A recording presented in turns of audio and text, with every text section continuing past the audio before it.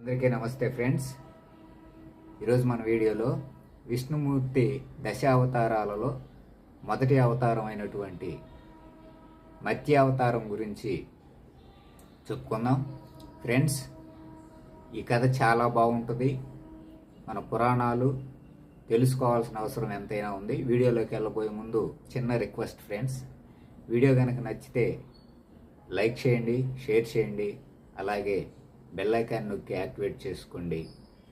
మన ఛానల్ని సబ్స్క్రైబ్ చేసుకోండి. ఫ్రెండ్స్, ఒక కాలంలో మహాప్రళయం సంభవించి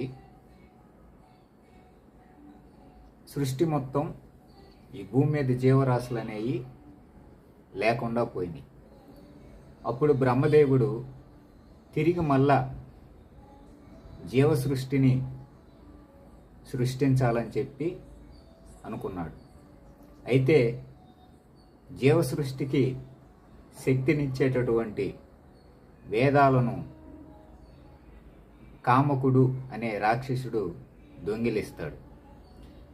ఈ విషయం తెలుసుకున్నటువంటి బ్రహ్మదేవుడు ఆ శ్రీమన్నారాయణుని మనసులో ధ్యానిస్తాడు.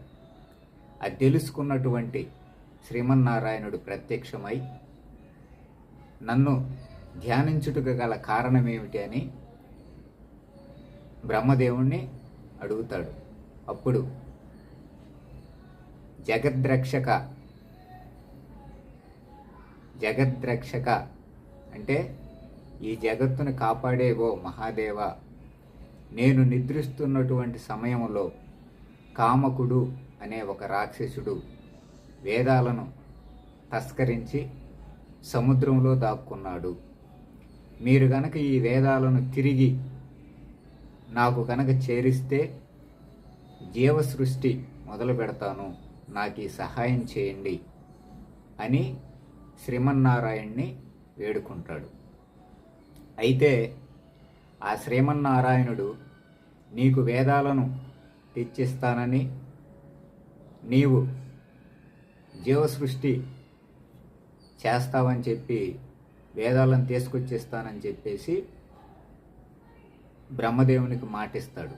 అయితే అప్పటికే మత్స్యావతారంలో ఉన్నటువంటి, మత్స్యావతారం అంటే చేప రూపంలో ఉన్నటువంటి ఆ శ్రీమన్నారాయణుడు తన ఆకారాన్ని అంటే తన పరిమాణాన్ని ఇంకాస్త పెంచుకొని బయలుదేరతాడు.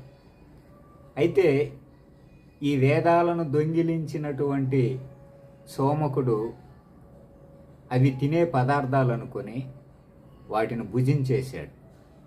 భుజించేసి సముద్రంలో ఒక మూలన దాక్కుని ఉంటాడనమాట.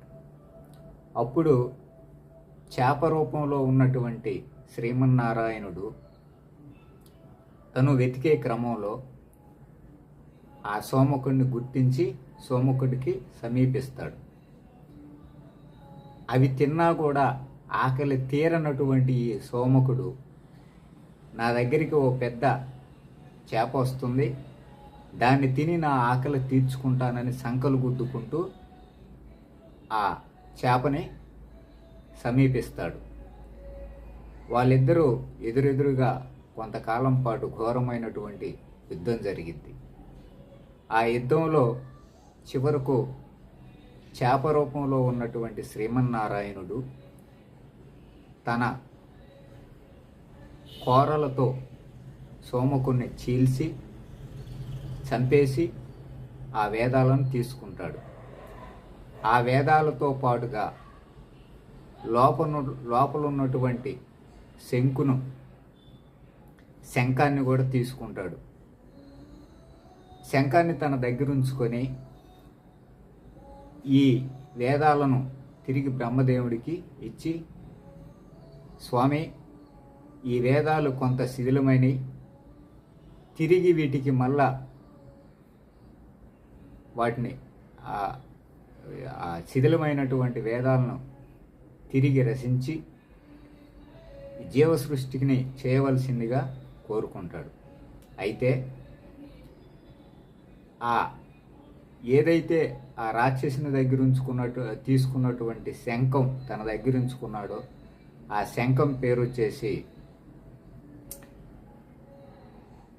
దక్షిణావర్తం. ఆ శంఖం పేరు వచ్చేసి దక్షిణావర్తం. దక్షిణావర్తం శంఖం పేరు గుర్తుపెట్టుకోండి. ఇది ఈ మత్స్య అవతారానికి ఉన్నటువంటి కథ. కాబట్టి వీడియో నచ్చితే లైక్ చేయండి, షేర్ చేయండి, బెల్ ఐకాన్ నొక్కి యాక్టివేట్ చేసుకోండి. జై గురుదేవ్, జై శ్రీరామ్.